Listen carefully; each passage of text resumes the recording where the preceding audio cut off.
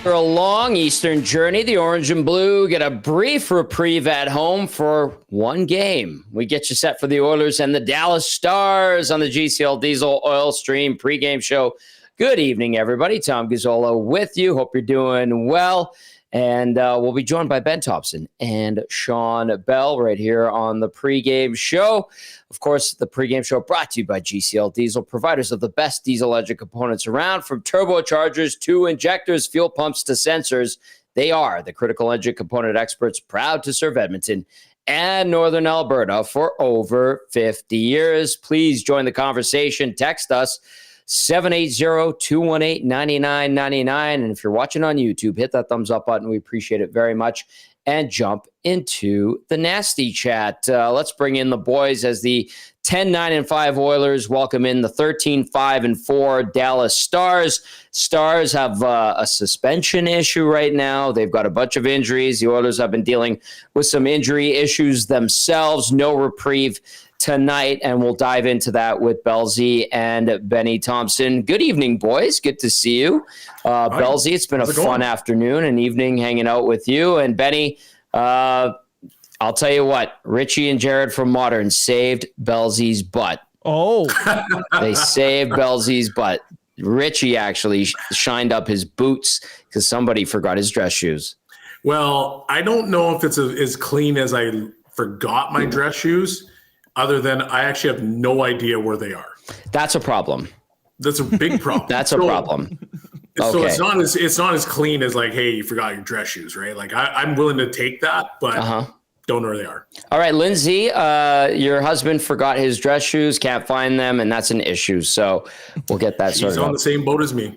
Okay, well, Richie saved your butt. He saved your butt. That's true. He's looking good. He's looking jacked and juicy. He's ready to go, and his boots are shined up real nice. Nobody will notice a thing. Benny, how are you looking at tonight's action tonight? I'm excited. This is a good test. You know, I think the last time the Oilers saw this good of competition coming into Edmonton, well, all of us worked that postgame show. And it was... quite the event, and I looked at that loss to the Colorado Avalanche as a trademark, or not a trademark, or a benchmark. Is what benchmark. There you go. A benchmark of when I think the Oilers need. That was their wake up call, right? And I think since then it hasn't been a smooth transition, but it's been getting there to a better style of hockey for the Edmonton Oilers. And these past two games, we saw them play pretty damn good in the state of Florida. So we'll see how that goes in Rogers Place tonight against Dallas. But I'm excited for this one. It should be a good game tonight. All right. Well, we want to hear from you. How do you think the Oilers are stacking up against the Dallas Stars? Of course, the Oilers losing to the Stars a few weeks ago in Dallas in extra time. That always stings. I believe, if I'm not mistaken, you guys, that was a back-to-back situation. Trying to remember off the top of my head. And one of the few times the Oilers picked up points in back-to-backs. Benny Thomson, what do you got for a question of the night? I'm very curious because I have some talking points and something kind of as an aside that I'm curious about as well that emanated from today's morning skate, which was optional. But Benny, let's start with the question of the night before we dive into some other stuff. So the thumbnail today, for anyone that noticed, I have Bouchard and Heiskanen on the thumbnail today. I believe Evan Bouchard game has turned around since his benching against Columbus the next game after the Colorado loss. The question tonight is who's going to win that battle tonight between Miro Heiskanen and Evan Bouchard. These two teams have seen each other in the playoffs back-to-back years. Heiskanen's a fantastic defenseman, and I love him as a D-man. But Evan Bouchard has had the upper hand in those two playoff series. Who gets the win tonight between the two? Belle, I'll let you take the floor. I mean, that's such a loaded question. Either way that you're gonna go with it, you're either gonna be wrong, and if you somehow manage to be on the right side of things, you're gonna look like a genius. I mean, Bouchard has improved his game. He's putting up points. I think he's the type of defenseman that when he's got his confidence, obviously he does some pretty special things with the puck. And I don't think anybody's ever questioned his offensive prowess. They've always said, okay, well, what are you doing on the defensive end? But sometimes, especially when he has his confidence going, his offense outshines his defense, and it makes he puts himself into a position where, he's thought in higher regards than maybe he should be in. Mm-hmm. But he's a heck of a player when he's going, and it's nice to see that he's back. Now you got Heiskanen, like I think in my opinion, he's different. He's not as, hey, I've got the puck and I'm gonna do, I've got a heavy shot where I'm just gonna put this thing in, or he's overall, in my opinion, he's a smooth skater. He might be a better defender. Like, he does a lot of really good things.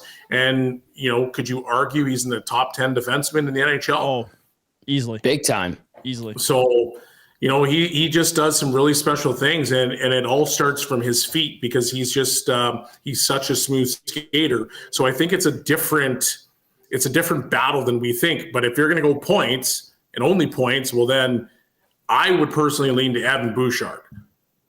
But if you're going to go overall impact in the game, well, then you got to go Heiskanen. Okay, speaking of that, you look at their stat lines tonight. Heiskanen, 22 games played, 3 goals, 16 assists, 19 points.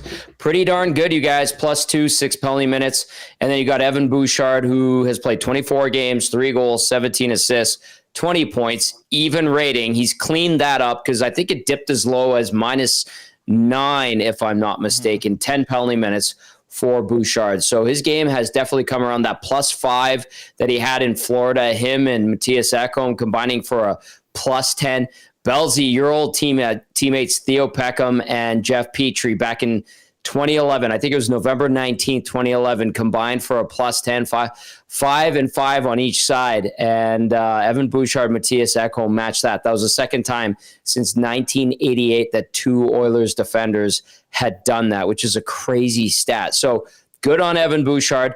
Now, if the question of the night is in regard to who wins between those D-men tonight, I'm going to go with the hot hand, and I'm going to be positive in orange and blue, and I'm going to give it to Evan Bouchard. Wow. I'll ride Positive it. I'll Tommy ride it tonight. I like Positive this. Tommy. This is different. Yeah. This is different. I kind of like it too. It's a big deal. I'll tell you what, guys, selfishly, it's way more fun when people aren't like just destroying Evan Bouchard's game, and we could be like, he was fine tonight. And I hope that continues. So I'm trying to be positive for the sake of all oil country, including this fine show here. So question of the night, who wins? Is it Benny? Who wins the battle tonight between Heiskanen and Bouchard? Then I'm going with Bouchard. But, I mean, all due respect to Heiskanen, because he is a tremendous defenseman indeed. So let us know your thoughts. 780-218-9999. Jump into the nasty chat as well. Okay, before we dive into game changers and into the injury report and to lines for tonight, I just want to point this out. I was down at the optional morning skate. Okay. I went and took some video of, there was like a 2-puck drill, and I'm pretty sure this was a goalie drill. Okay. Cause Pete Aubry was watching over, the shooters while they were doing this. And so they started out from, let's say, about 40 feet out, and they're just snapping shots, half slappers on Calvin Pickard. He sat on his goal line, and he had to just react. Okay, they moved up about 10 feet, did the same thing. Then they moved up 10 feet, and they're basically at the hash marks, and they're just rifling these shots. And Pickard had to stay on the goal line, you guys, and he could only use his limbs to make saves. It was pretty tough. You had Kapanen shooting on him. You had Nugent Hopkins shooting on him. Podkolzin, who can fire the pill. And then you had McDavid, who just kind of saddled up, was like, yeah, I'll do this too. And it's 2 shots, 1 from each, or 2 from each guy. And so I do this video. We post it, and people are just shredding Calvin Pickard. I think the premise has eluded some people, and all they want to do is rip on Pickard, which I'm so surprised by, guys, because we've seen a lot of negativity towards Calvin Pickard. I think people forget he's a backup goalie. Mm-hmm. He's a good, serviceable backup goalie. And the drill is made to test goalies, and people are just like, this guy sucks, not surprised. I'm sitting there going, whoa, don't you like this team? Don't you like this goalie? I was just blown back by the vitriol. I shouldn't be surprised anymore, but I was caught off guard by that. The video, like the drill itself is kind of meant for the shooter to be in favor. It's totally in his favor. Like Pickard is on the goal line, can't charge the player, and has to just have an insane reaction time to stop the puck. Like I find it hilarious. Like there's so many comments. Oh boy, I love Pickard, but he does not look good here and all this. I'm like, guys, like it's not like that's not what the drill's made for. It's not a one-on-one drill where he can pick where he wants to be and use all he can to make the save. Like it's a reaction timing drill. But when Susie sent that clip over to me, I was like, that's gonna do well. I'm calling it. I'm watching it right now, guys, and I'm kind of laughing because this is a really tough situation for a goaltender. Like, hey, I'm not a great shooter, but I know that based off of my shot, I think I could score a bunch of goals. Yeah. In this particular situation, close. Because it is so close, and you don't have there's zero opportunity for him to come out and take away net, and you're basically allowing guys to just rip and pick corners. Like it's actually quite comical. I was make a save, Pickard. Yeah, that's your old roommate. How dare you besmirch his character? Anyway, I just a save, buddy. I was just listen. I'm not ripping anyone. I'm just surprised that they didn't recognize that this was a drill to basically test the goalie's reflexes. And they're just absolutely shredding him. And I'm like, what? I honestly felt bad. I felt bad. I'm like, I didn't mean to put Calvin Pickard in a bad light by showing that video. On Twitter, it has 77,000 views, which is quite a bit, but it wasn't there to make Calvin Pickard look bad, you guys. I'm just showing you that they're working on things, and you got these amazing shooters, and it gives you a perspective of how hard these guys shoot. And people are like, Pickard sucks, he can't make a save. And it's like, no, totally missed the point. You totally missed the point. Anyway, I just wanted to bring How dare you, Tom? Why would you do that, man? Basically, what you're doing is you're trying to take what you did with Nurse and you call him out publicly, and now you're doing the same thing with Pickard. Okay. He doesn't need that. Next Pickard start is going to be a shutout. Thanks to this I hope right so. Here. Attaboy. I hope so. I really hope so. Good for. I called him getting a shutout on in Tampa, and he was so close. 2.5 minutes away. So close. So close. Well. Anyway, we move on. 780-218-9999. I saw a few people texting in saying, is Belzy at Tommy's Kitchen? You better believe he is. He's at the Satellite Studios in the kitchen. Reed will not be joining us in kitchen like we had that game against the Colorado Avalanche. That was epic. What a show that night. But I don't have the road kit with me, so Belzy's on his laptop. I'm on my computer in the Satellite Studios, so Reedwick will have to join us via his Satellite Studios as well. All right, let's progress now. Let's take a look at starting lineups for tonight. We anticipate from the Oilers a very similar lineup to what we saw the other day in Florida. McDavid with Savoy and Roslovic, Draisaitl with Podkolzin and Mangiapane, Henrik, between Frederick and Hyman, Tomashek with Klattenberg and Janmark on defense, Ekholm with Bouchard coming off a huge game, Nurse with Regula, Kulik with Emberson. As for the Stars, here's what we're expecting. Rope Hintz with Jason Robertson, Tyler Seguin with Wyatt Johnson, centering Jamie Benn and Sam Steele, Justin Hertzkovian with Oscar Back and Maverick Bork, and then Radek Faksa between Colin Blackwell and Nathan Bastian. On defense for the Stars, Esa Lindell with Miro Heiskanen, Kyle Copabianco with Vladislav Kolyachonik, and then Leon Bichel with the North Side boy, the pride of the North Side, Alex Petrovic. In goal tonight, 27-year-old Stu Skinner, 8-6-3 record, 3.0 goals against average, .885 save percentage, 1 shutout in 17 games. Lifetime versus the Stars, Skinner 3-4-1, 333 goals against average, .876 save percentage in 8 appearances versus Dallas. And then at the other end of the rink, 26-year-old Jake Ottinger, 9-4-2, .272 GAA, .902 save percentage, 1 shutout on the year in 15 games played. Ottinger versus the Oil, a 5-3-1 record, .280 goals against average, .907 save percentage, and 1 shutout in 9 games against Edmonton. Any thoughts really quickly on the lineups for tonight, guys? Not really for me, but, based on what I'm seeing is that they're kind of going back to the well from what you saw against the Florida Panthers. That seemed to work. Every line had a little spice. Every line was working. So if they can find consistent lines, and I've mentioned this multiple times, but if you can have McDavid and Draisaitl split up for the most part, and you have guys and other lines going, you make it an opposition nightmare for the other team. So a matchup nightmare. So I think this is a good thing, and I'm happy to see that they're not just going back to McDavid, Draisaitl, Roslovic as your first line, because I think that you load it up and now it becomes easy to defend. Yeah, Benny, you want to jump in on this at all? Yeah, it's a great point. But I also look at that third line, right? I don't expect Zach Hyman to be paired with Henrique and Frederick for the rest of the year, right? Like it's an odd pairing, but Trent Frederick's game has turned around a little bit over the past couple games, and I wonder if, like, obviously we saw Frederick up on the top line to start the year, and that was short lived. But I wonder if he works well with a guy like Hyman. You know what I mean? Just a guy that kind of, like we talked about in that Carolina game in Hyman's debut, and he goes out and gets, I think it was 12 hits that night.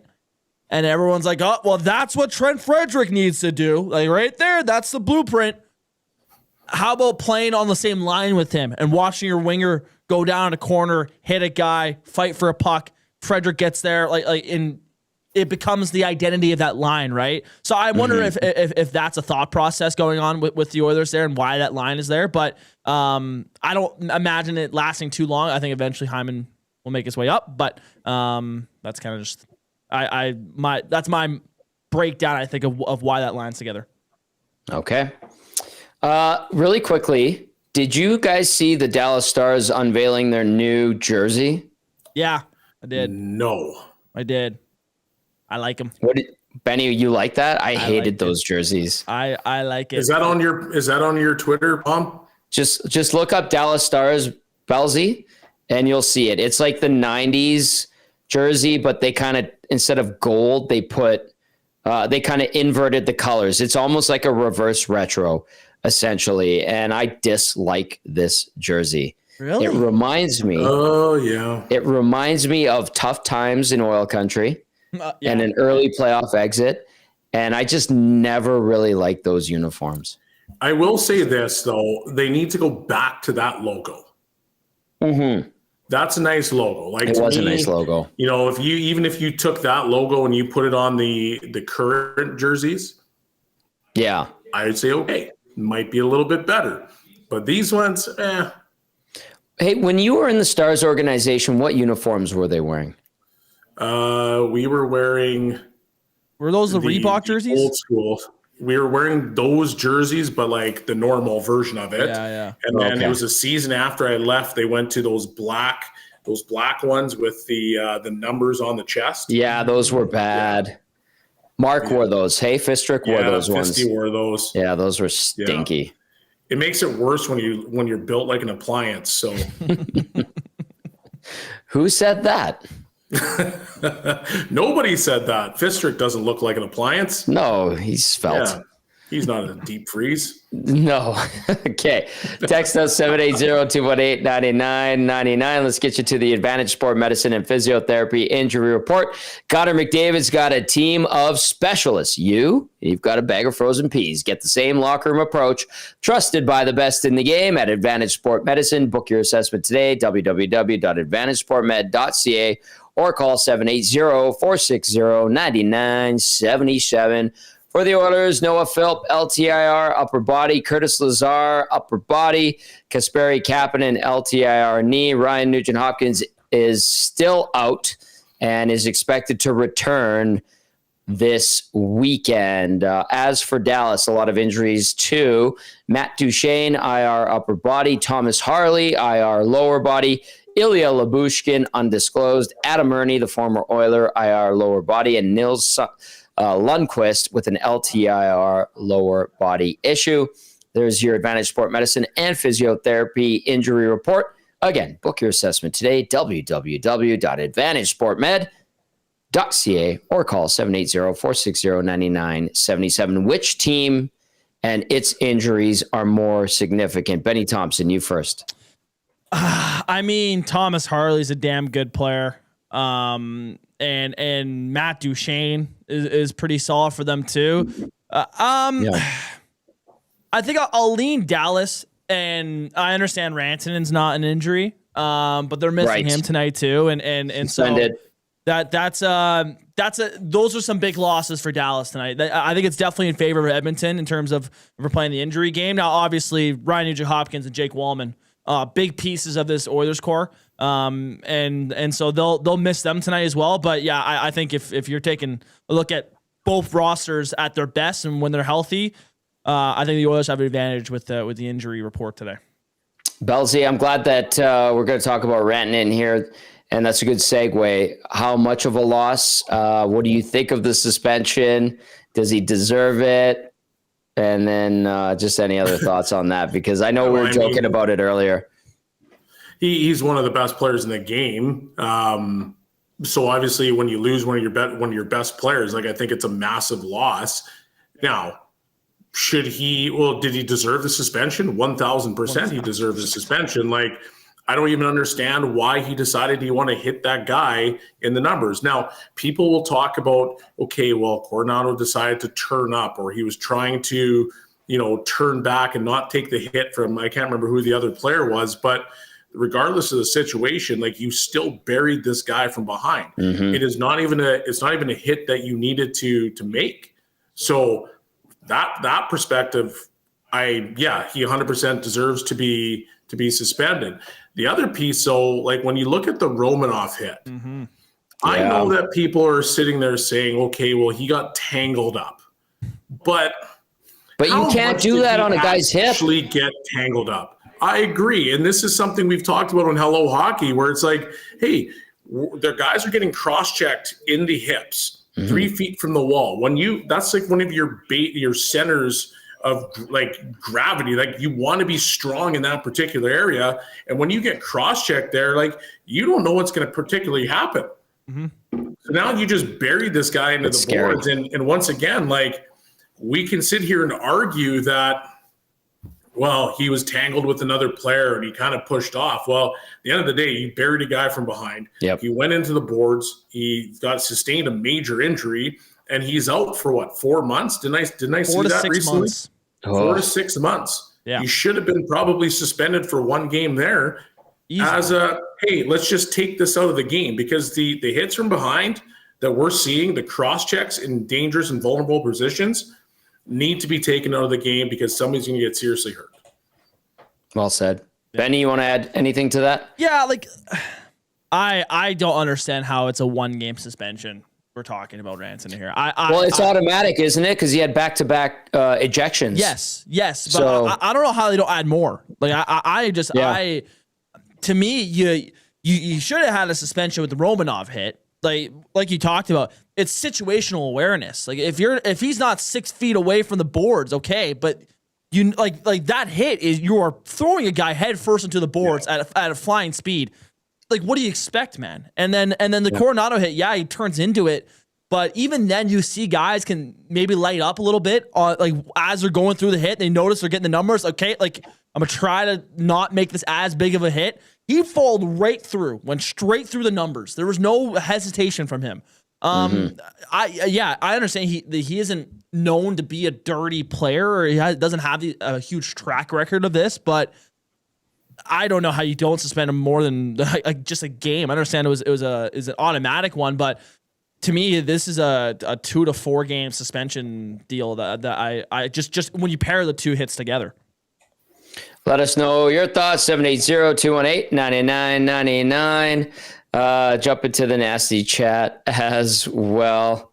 Yeah, I like Spruce Grove Rob is like, hey, Tommy, Belzy, and Benny, are Tom and Shawn in the same place? Tom's condo. Yes, we are.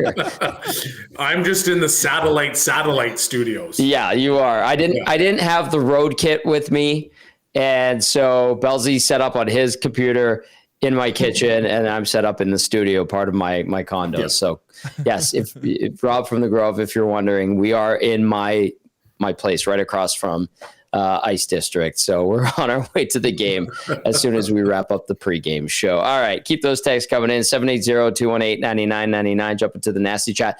Benny's question of the night was who wins the battle tonight between Evan Bouchard and Miro Heiskanen. Let us know your thoughts. Let's dive into Game Changers with our game analyst, Belle Z. Game Changers brought to you as always by David Bunting Real Estate. David Bunting, consistent top producing realtor in the greater Edmonton area for over 18 years. He's community driven and understands what it takes to make a difference in our city. Check him out, DamonBunting.com, or visit his Instagram at Damon Bunting Real Estate. Shawn Bell, point number 1, special teams battle. Yep, special teams battle. It's, a battle of two very good power plays with penalty kills that are, in the upper middle half of the league. Dallas's power plays at 29.3. I think that's good for second in the league. You've got the Oilers at 28.8, which I believe is third in the league. You have a skilled matchup. And when you have skilled matchups like the one we see tonight, something's got to separate the particular teams. And special teams is a very important thing in hockey, especially in this age of hockey, because you're going to see lots of opportunities on the power play. And so if you can capitalize, if you're the Oilers and you can capitalize on the power play and have your PK, which please correct me if I'm wrong, Tommy, but I think they're somewhere in the 15 range. I have it heading into action tonight. It's 13th, so you're pretty close. Oh, there you go. Yeah. So if you can get a couple stops, then you're probably going to win this hockey game, because I don't see this thing being, a 6-5, 7-5 shootout. I think this is going to be a 3-2 battle. And yes, 6-5, 7-5, there's still a goal that's going to separate it. Mm-hmm. But I think it's going to be a hard checking game. I think it's going to be tightly contested, because that's usually what you see from Dallas Stars and Edmonton Oilers. It's going to be a fast-paced game. So you're going to need to capitalize on the power play. And then you're going to also have to take away the opportunities from the Dallas Stars, and that's how you're going to win this game. Dallas Stars on the power play, 29.3%. That's second in the National Hockey League. Mm-hmm. Edmonton, 28.8, third in the NHL. PK, 75.7 for Dallas, 25th overall in the NHL. No shorties scored for the Stars so far. Edmonton at 82.3%. Like we mentioned, and Belzy brought up, 13th overall with 2 shorthanded markers thus far this season. So special teams battle is point number 1. Point number 2, Belzy, carryover. You've had 2 pretty good games. You carried the play. Well, I don't know if you necessarily carried the play, but you held on to the score against Tampa for most of the game. You played a solid game. You limited chances. It's something that we've talked about on this show multiple times, where hey, you're not going to bleed egregious chances. You're not going to bleed grade A scoring opportunities. And once you do that, you're going to see that, okay, well, those goals are going to go down. We've seen that. The Tampa game was a step in the right direction. Yes, they lost that game, but you go to Florida, you play a great game. You do a lot of really good things, and you're at the end of your road trip. You're coming back home. You've got a team in the Dallas Stars who are a very good hockey team. Yes, they're missing Harley. Yes, they're missing Rantanen. Yes, they're missing Duchesne. But it shouldn't change the way that you view this game. You need to be ready to play in this game, because it's a big matchup. It's a big-time benchmark game for you if you're the Edmonton Oilers. And to me, it's important that you come out and you do the right things.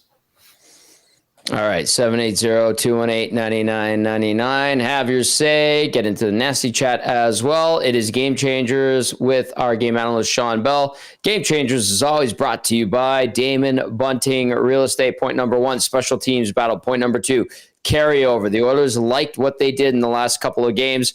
They talked about it this morning. We're going to hear from Matthias Ekholm in a little bit here. Number 3, Bellsy, defense. D. The D has been better in the last few games, and guess what? The goals against have come down. Now, I do think the goaltenders have played a little bit better. So Nasty Chat, don't rip me for that comment, but I do think they have played a little bit better. But at the same time, the defense has been better. We just talked about how the Oilers, when they were in the midst of their little bit of losing streak there, that they were bleeding chances. You know, we talked about 22 grade A scoring opportunities, which is crazy high number in the NHL. The game before that, it was 14. So if you're now down to, single digits, or let's say like 10, 11 high danger scoring chances, you're giving your goaltenders opportunity to make saves, to get into the game, to be a little bit more comfortable instead of having to make acrobatic saves or east-west saves with guys standing back door. And obviously you're going to just have a better disposition at the end of the day. So the defense has to play the right way. They need to be engaged in the game. They need to take away time and space from the opposing team. They don't have Duchesne. They don't have Rantanen. So there shouldn't be anybody out there that should truly scare you. So play fearless and get in their face and make sure that they don't have time and you're not giving up anything for free. Benny Thomson, you want to add anything to that? Yeah, I mean, like you're saying, Bellsy, it's to me their biggest issue defensively was the front of the net, the home plate. Right, like just you gotta clear out guys there. And in that Washington game specifically was where I thought they just got exploited in that right away. It was I think the scouting report was go sit in front of the net. They won't do anything about it. And sure enough, that's what led to Washington getting the lead early. I think it's changed a little bit, like you were saying with Tampa and Florida. It seemed like they were limiting those grade A chances, which was great to see. And so if they can carry this along, man, like this is a good, I guess, core you have to clear out the guys in front of that. You have guys that can be tough, right? And Evan Bouchard's got a little bit more tough. I'm not saying he's, Chris Pronger. Be careful. I know. I'm not saying he's Chris Pronger, but Knobloch said nowhere near Chris Pronger. Oh, I know. But Chris Knobloch says it today. Like he's gotten a little bit tougher. Ekholm, Darnell, there's guys that can play tough and clear out that front of the net. But it's also a first pass out of the zone, getting zone exits out. This team usually excels in that category. This year has not been very good, but the past couple games it's turned around a little bit. So let's see if that continues tonight here at Rogers Place against Dallas. I'm hopeful it does. That is Game Changers, brought to you by Damon Bunting Real Estate. Special teams battle, carryover, and defense is what Bellsy is looking for tonight against the Dallas Stars. Let us know your thoughts, 780-218-9999. Get to the nasty chat as well. Somebody asking if Turning Point Tara will make an appearance tonight. The answer is no. She was quite popular on Saturday. We're going to leave that one there. I just need to know who this person is. I tried to ask, you guys both avoided the question as quickly as you possibly could.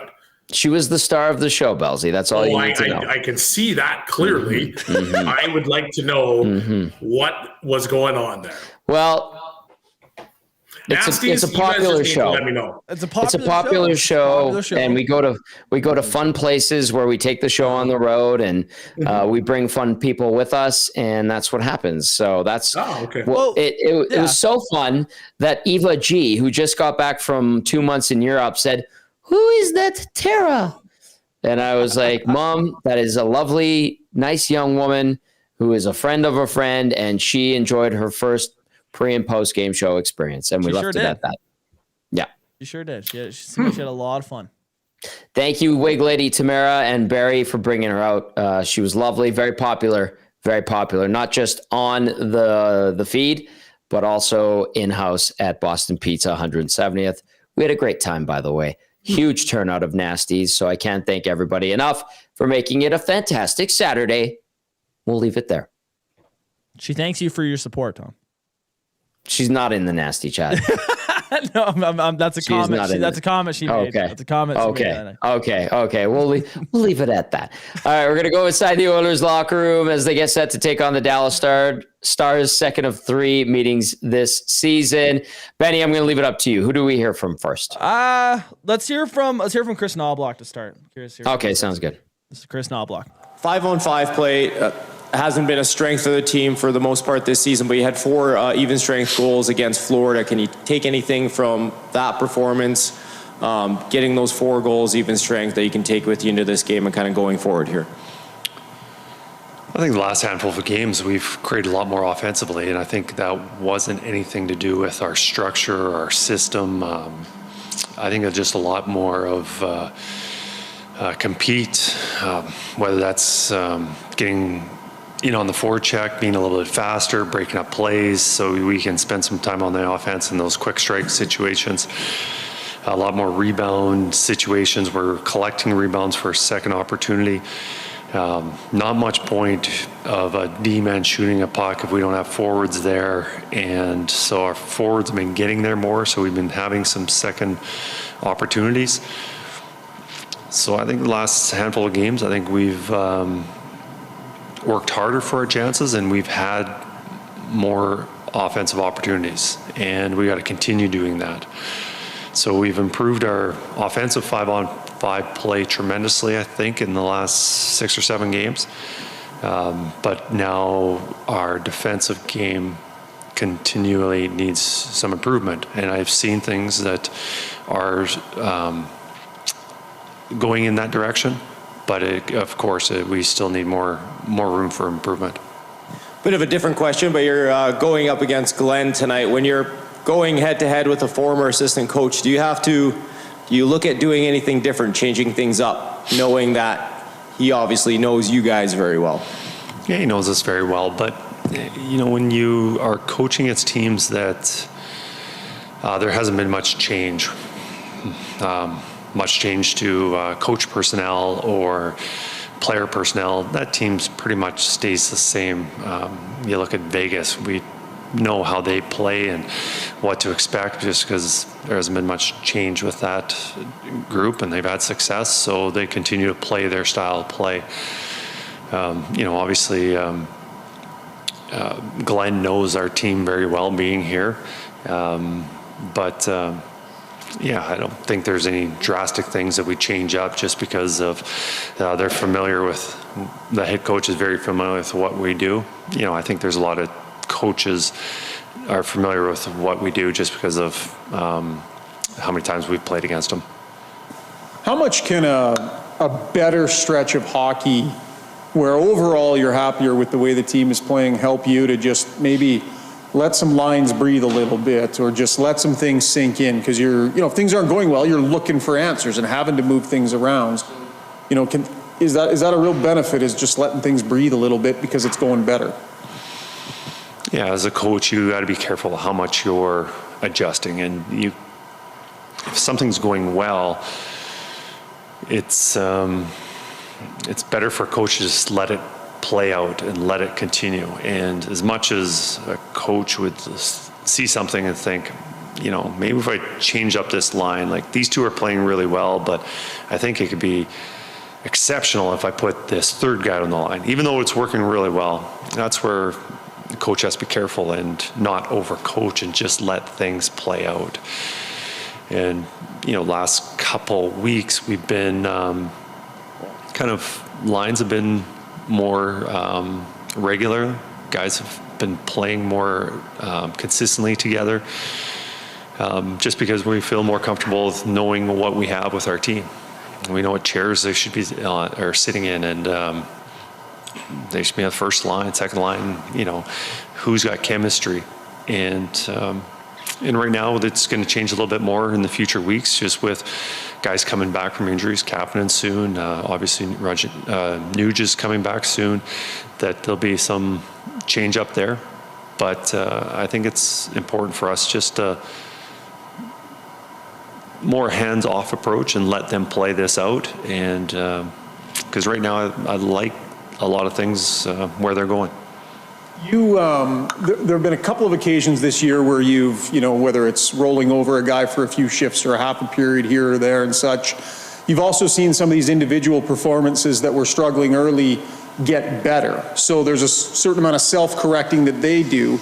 But what role do you think that has played in kind of helping the group straighten itself out too, having that accountability, that structure, and that expectation?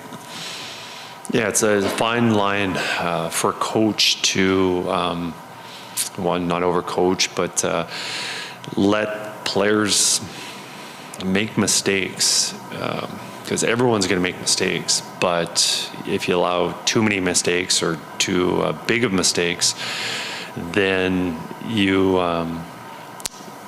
accountability becomes an issue, not only for that player but for the team. And there's a fine line on being too hard and not hard enough, where you're keeping those guys accountable. So as a coach, you always want a group of players who want to do the right thing and believe that they're going to try and do the right thing for the success of the team. And if they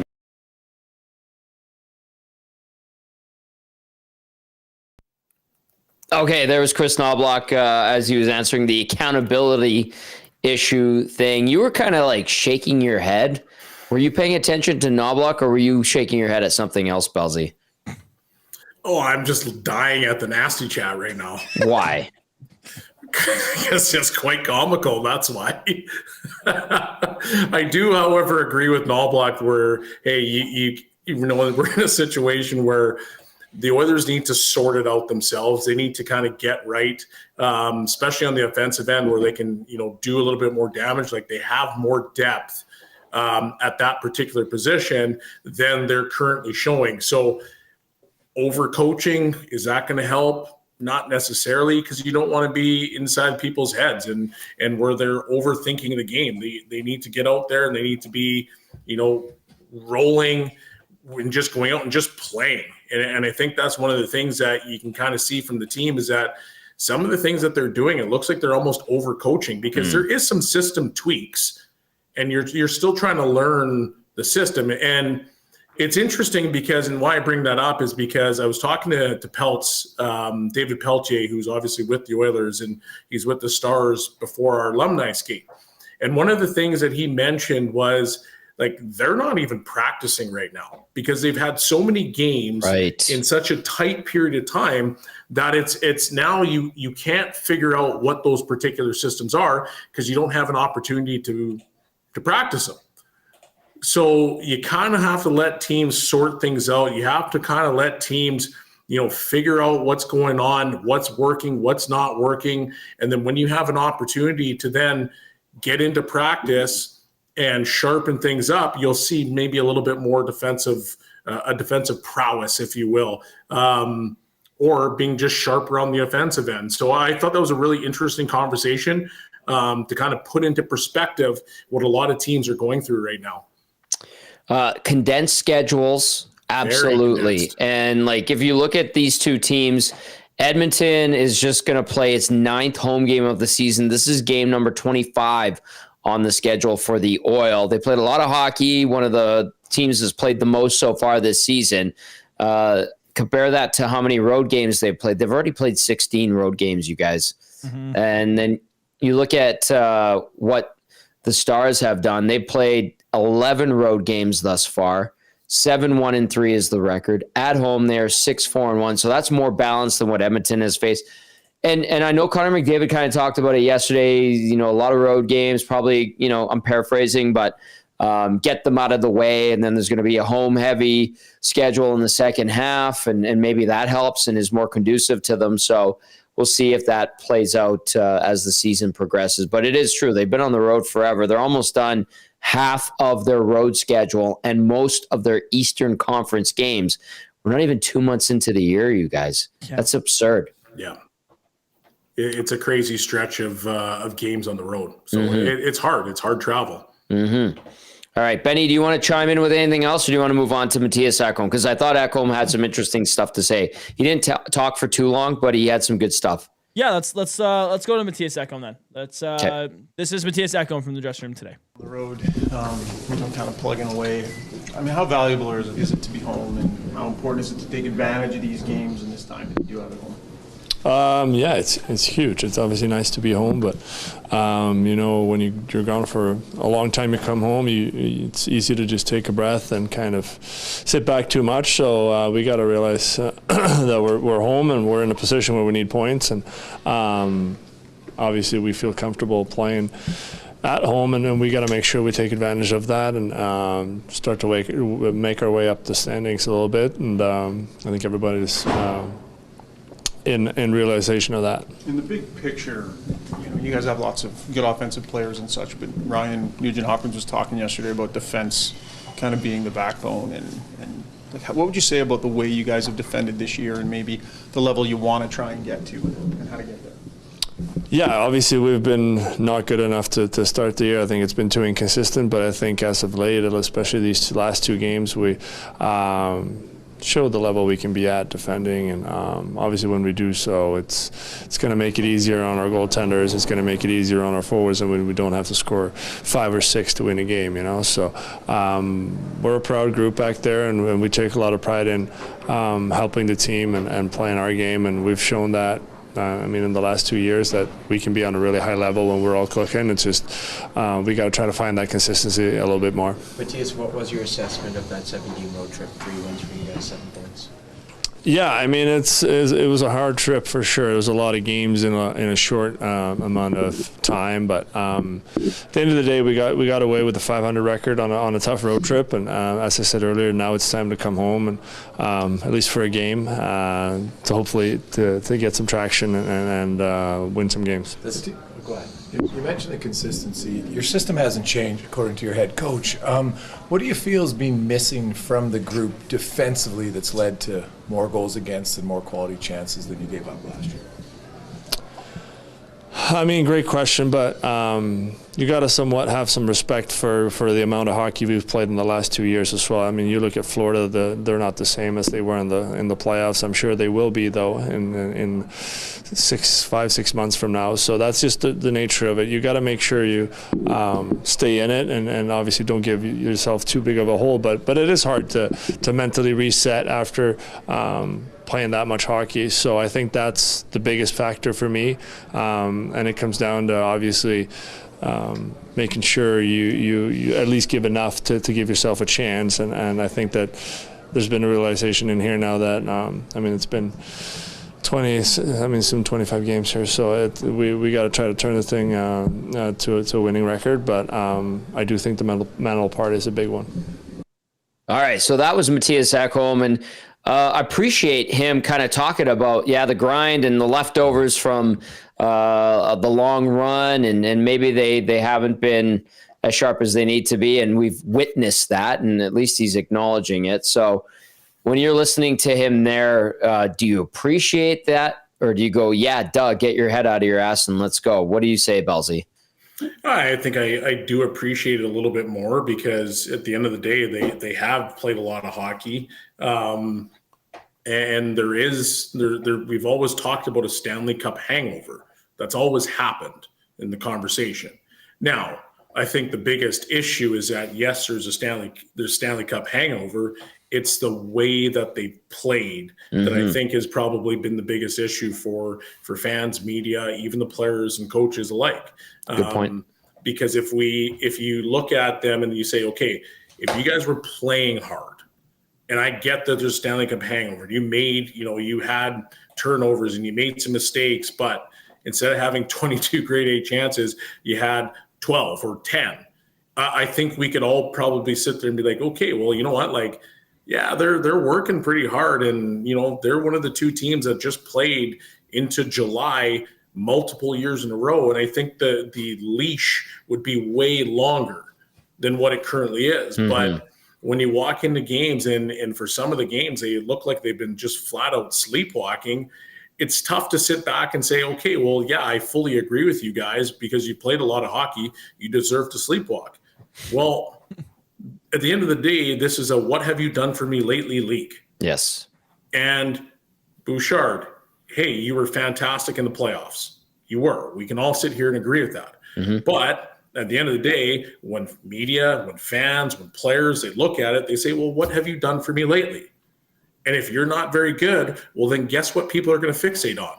You not being very good. Doesn't matter what happened 6 months ago, it matters right now.